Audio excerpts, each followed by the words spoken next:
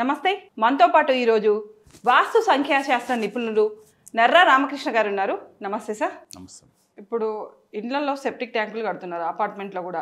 ఆడ ఖాళీ ప్లేస్ ఉంటే ఆడ కట్టేస్తున్నారు. అపార్ట్మెంట్ కింద మొత్తం చూసి మొత్తం అన్ని సెప్టిక్ ట్యాంకులే ఉంటాయి.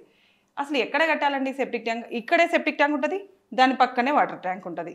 ఇది కరెక్టేనా? అశుద్ధాన్ని అక్కడే పెట్టుకొని యూజ్ చేసే వాటర్ని అక్కడే పెట్టుకొని అసలు నెగిటివ్ అంటేనే అదమ్మా సెప్టిక్ ట్యాంక్. నెగిటివ్ అంటే దాన్ని మనకి సరిగ్గా వాస్తుపరమైన విధానాలను మనం పాటించాలనుకుంటున్నప్పుడు కరెక్ట్గా దిక్సూచి ప్రకారంగా శాస్త్ర ప్రకారంగా దానికి ఉత్తర వాయువ్యం ఉత్తర భాగం తప్పించి దానికి ఒక కొలతలు ఉంటాయి మెజర్మెంట్స్లో. సపోజ్ ఒక 50 అడుగులు పొడవు ఉందనుకోండి, ఆ 50 అడుగుల పొడవులో మనకు ఒక 10 అడుగులు వదిలిపెట్టేసి ఇది 15 అడుగుల మధ్యలో కట్టుకోవాలి అని ఒక లెక్క ఉంటుంది. నేను ఎగ్జాంపుల్ చెప్తున్నానండి మీకు. అది కూడా ఏంటంటే కంపాస్ ప్రకారం చూసుకొని కట్టుకోవాలి. అదంతా పాటించట్లేదు, అందుకని సమస్యలు ఎక్కువైపోతున్నాయి. మనకు టెక్నాలజీ పెరిగే కొంది సమస్యలు కూడా ఎక్కువైపోతా ఉన్నాయి. అంటే వాళ్ళకి ప్లేస్ ఉండదు కదా సార్, ప్లేస్ ఉండదు, అన్ని కంపల్సరీ కట్టుకోవాలి. వాటర్ ట్యాంకు కావాల్సిందే, సెప్టిక్ ట్యాంకు కావాల్సిందే, ఇంకా చెత్త వేయడానికి కూడా ఇంకేమన్నా కడతారు, అన్నీ ఒకే దగ్గర పెడతారు. అంటే ప్లేస్ ఉన్నా లేకపోయినా దేనికి ఇప్పుడు బైక్ వాడే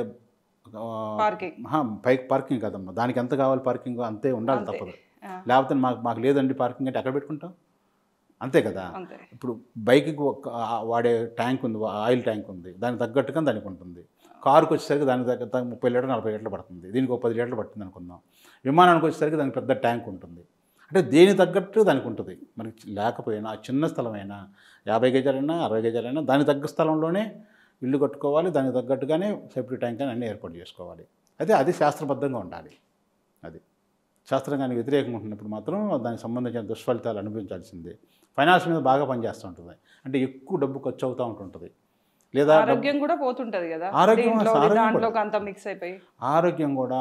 కూడా చిన్న వయసులోనే పెద్ద జబ్బులు మామూలుగా అంటే ఎలాంటి మందులకి తగ్గని రోగాలు కానీ జబ్బులు కానీ ఉంటున్నప్పుడు అది కూడా మన వాస్తవమైన దీంట్లో తీసుకోవాలి, తప్పదు. చాలామంది ఏంటంటే ఇది ఒక ఛాదస్తం లాగా ఇది అది దీని మీద పేరు పెడతారు, కానీ అలా ఏమి కాదు. మెయిన్ మాకు ఎందుకంటే మా పరిశోధనలో మేము 10 సంవత్సరాల నుంచి పరిశోధన చేస్తున్నాం, దీంట్లో ఎన్నో విషయాలు చూస్తున్నాం మేము.